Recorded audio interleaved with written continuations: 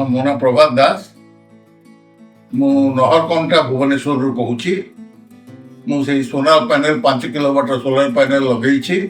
ମୋର ଏଠି କହିବା କଥା ଯେ ଆମ ଦେଶ ଗୋଟେ ଗ୍ରୀଷ୍ମ ପ୍ରଧାନ ଦେଶ ଏବଂ ଆମ ଦେଶରେ ଖରାର ପ୍ରଭାବ ଯଥେଷ୍ଟ ଅଧିକ। ଆମେ ବର୍ତ୍ତମାନ ଏଇ ଦେଶ ବର୍ତ୍ତମାନ କୋଇଲା ଉପରେ ଏବଂ ଅନ୍ୟ ସବୁ ଉପରେ ନିର୍ଭର କରୁଛି, ଯାହାକି ବେଶୀ ଦିନ ରହି ନପାରେ। ହୁଏତ ଆଉ 20-30 ବର୍ଷ ପରେ 50 ବର୍ଷ ପରେ କୋଇଲା ହୁଏତ ନଥିବ। ତେଣୁ ଏନର୍ଜି ପାଇଁ ବା ଶକ୍ତି ପାଇଁ ଆମକୁ ସୂର୍ଯ୍ୟ ଉପରେ ନିର୍ଭର କରିବାକୁ ହିଁ ପଡ଼ିବ ଏବଂ ସୂର୍ଯ୍ୟ ହେଉଛି ଅସୀମ ଶକ୍ତି, ଅସରନ୍ତି ଶକ୍ତି। ତେଣୁ ପ୍ରତ୍ୟେକ ଘର, ପ୍ରତ୍ୟେକ ବ୍ୟକ୍ତି ଧୀରେ ଧୀରେ ସୂର୍ଯ୍ୟର ସୁବିଧା ନେବା ଉଚିତ ଏବଂ ସୋଲାର ପ୍ୟାନେଲ ଲଗେଇବା ଉଚିତ। ସୋଲାର ପ୍ୟାନେଲ ଏବଂ ସେଥିରେ ମଧ୍ୟ ସରକାର, ଭାରତ ସରକାର ଏବଂ ଓଡ଼ିଶା ସରକାର ଉଭୟ ସେଥିପାଇଁ ଦଉଛନ୍ତି, ଆପଣଙ୍କୁ ମାନେ ଆର୍ଥିକ ସୁବିଧା ଦଉଛନ୍ତି। ତେଣୁ ତା ଦ୍ୱାରା ଫଳ ହେଉଛି ଯେ ଆପଣଙ୍କୁ ସୋଲାର ପ୍ୟାନେଲ ଲଗେଇବା ପାଇଁ ବିଶେଷ ଖର୍ଚ୍ଚ ଦରକାର ପଡୁନି।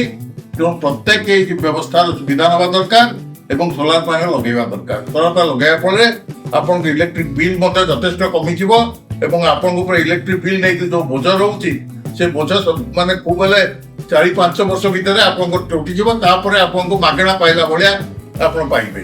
ତେଣୁ ପ୍ରତ୍ୟେକ ବ୍ୟକ୍ତି ବର୍ତ୍ତମାନ ସୋଲାର ପ୍ୟାନେଲ ଆଡକୁ ଚାଲିବା ଉଚିତ ଏବଂ ଲଗେଇବା ଉଚିତ ଏବଂ ତାକୁ ଠିକ ଭାବରେ ସେମାନେ ଲଗେଇଛନ୍ତି, ଯାହାର ଫଳରେ ଯେ ମୋର ଯେତିକି ସୋଲାର ପ୍ୟାନେଲ ଯେତିକି ମାନେ ଇଲେକ୍ଟ୍ରିକ ବିଲ୍ ଯେତେ ହଉଥିଲା, ସେ ବିଲ୍ର ଯଥେଷ୍ଟ ସୁଧାର ଆସିବା ପାଇଁ ମୁଁ ଭାବୁଛି, ଇଚ୍ଛା କରୁଛି ଏବଂ ଆଶା କରୁଛି ସୁଧାର ଆସିଯିବ। ତେଣୁ ମୁଁ ସମସ୍ତଙ୍କୁ ଅନୁରୋଧ କରିବି, ସମସ୍ତେ ଧୀରେ ଧୀରେ ସୋଲାର ପ୍ୟାନେଲ ଲଗାନ୍ତୁ ଏବଂ ଏଇ ଡିଏଲଏସ୍ କର୍ପୋରେଟକୁ ମଧ୍ୟ ଆପଣମାନେ ତାଙ୍କର ନେଇପାରିବେ। ତାଙ୍କ ପାଖରେ ଯେଉଁ ସୁବିଧା ଅଛି ତାକୁ ନେଇପାରିବେ। ସେମାନେ ଭଲ କମ୍ପାନୀ, ଭଲ ଲୋକ ଏବଂ ସେମାନେ ଠିକ ଭାବରେ ଆପଣଙ୍କର କାମ କରିକି ଦେବେ। ମୁଁ ସେଥିପାଇଁ ମୁଁ ଧନ୍ୟବାଦ ଦଉଛି।